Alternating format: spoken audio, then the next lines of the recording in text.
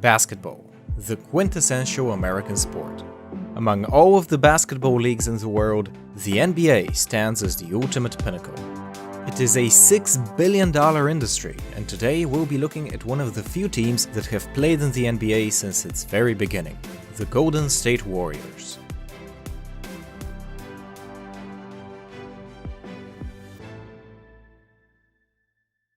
Basketball in the mid-1940s was a vastly different sight than what we know today. For starters, there wasn't an NBA. Instead, there was the American Basketball League in the East, founded 1925, and the National Basketball League in the Midwest, founded 1937. Teams back then did play at a very high level, but they did so in small arenas and sometimes even in ballrooms in high school gymnasiums. What brought the basketball business to the next level was actually the American Hockey League, or rather its president, Ukrainian immigrant Maurice Podolov. He got the idea of offering his league's ice hockey arenas, which sat empty on most nights, to basketball teams. Neither of the big basketball leagues took him up on his offer though, and so in true American fashion, he decided to make his own league. Thus, in 1946, the Basketball Association of America was born, alongside the 11 teams that would participate in it. One of those teams was the Philadelphia Warriors, created by Peter Tyrrell, the owner of the local hockey team. Now, building a team out of scratch is a pretty daunting task, which is why Peter hired Eddie Gottlieb, a 30-year basketball veteran who was also a Ukrainian immigrant. The team he assembled and coached would go on to win the championship in the BAA's first season. The star player in these first few years was Joe Fulks, a first-time rookie who went on to break the single-game scoring record 4 different times in his career. He came to be known as one of the first high-scoring forwards, averaging 24 points per game at a time when most teams struggled to get 70. In 1949, our friend Maurice Podolov negotiated the purchase of the National Basketball League. The newly formed entity was called the National Basketball Association, and it included 17 teams in total, including the Philadelphia Warriors. The team's first change in ownership happened in 1952, when Eddie flat-out bought the whole team for $25,000. The Warriors didn't move beyond the Eastern Conference playoffs until 1956, when they won the NBA title over the Fort Wayne Pistons. In 1959, the Warriors signed Wilt Chamberlain, a basketball prodigy who became Rookie of the Year and MVP during his first season. To this day, he remains the only player in NBA history to average at least 30 points and 20 rebounds per game in one season, a feat he accomplished 7 times. By far his greatest accomplishment, however, came on March 2, 1962, when the Warriors played the Knicks in Hershey, Pennsylvania. During that game, Chamberlain set a once-unthinkable record by scoring 100 points in a single game. Now you have to remember that back then the NBA was still not a major sports league. Chamberlain's 100-point game was not televised and there are no video recordings of it.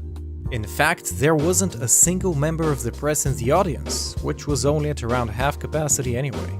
Nevertheless, Chamberlain's performance skyrocketed the NBA's popularity and also paved the way to full integration at a time when NBA teams were still reluctant to sign black players. After the 1962 season, Eddie Gottlieb sold the Warriors for $850,000 to a group of investors led by Diners Club, a charge card company. One of the major figures in that group was this guy, Franklin Muley, a radio and television producer from San Francisco. Upon his recommendation, the new owners decided to make a radical change. They moved the team to San Francisco. Now, back in the early 60s, basketball wasn't really that big in California, and although the San Francisco Warriors performed very well in their first season, attendance was abysmal.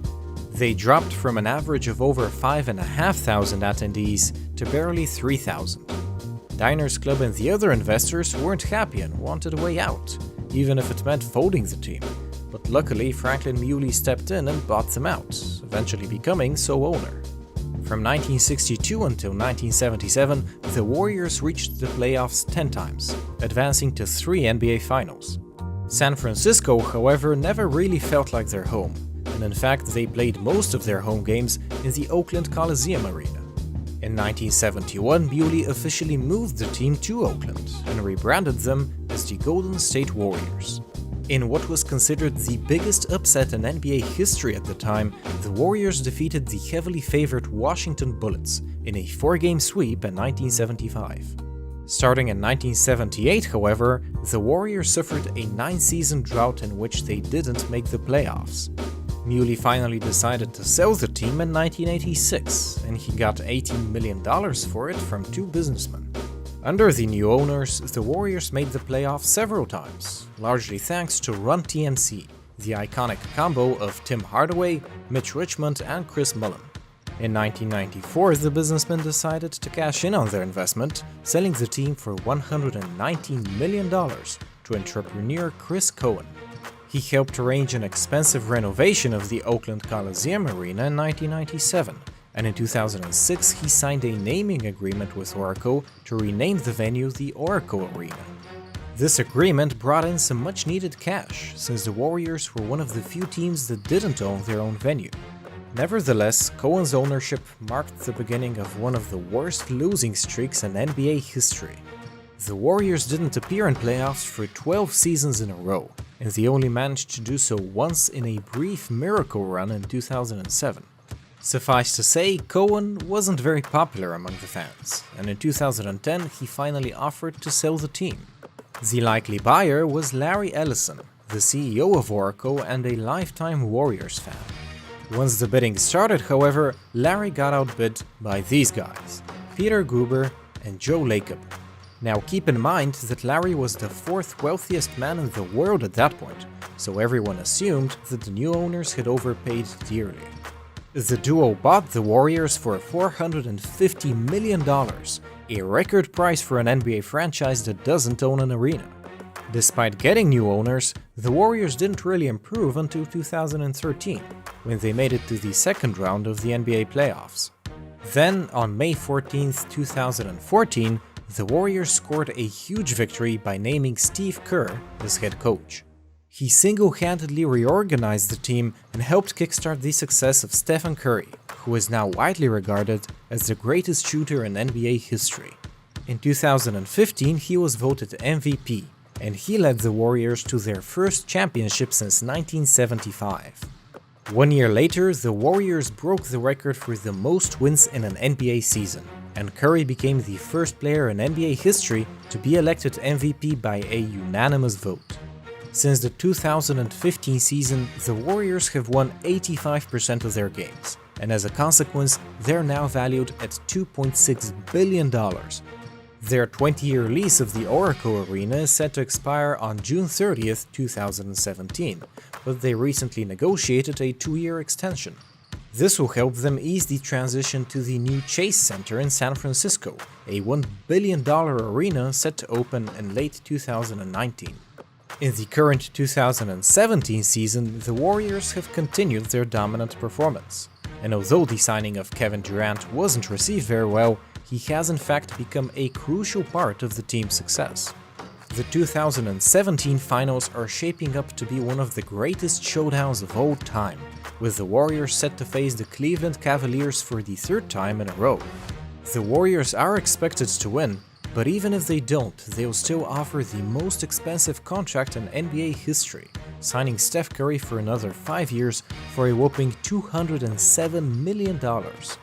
So whatever the outcome of this year's finals, it's a safe bet that the Warriors will continue their stellar performance, both on the court and financially.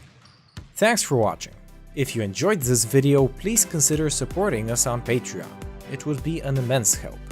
This is our first take on looking at a sports team from a business perspective, so if you'd like to see more of these, leave a comment down below. Once again, thanks a lot for watching, and as always, stay smart.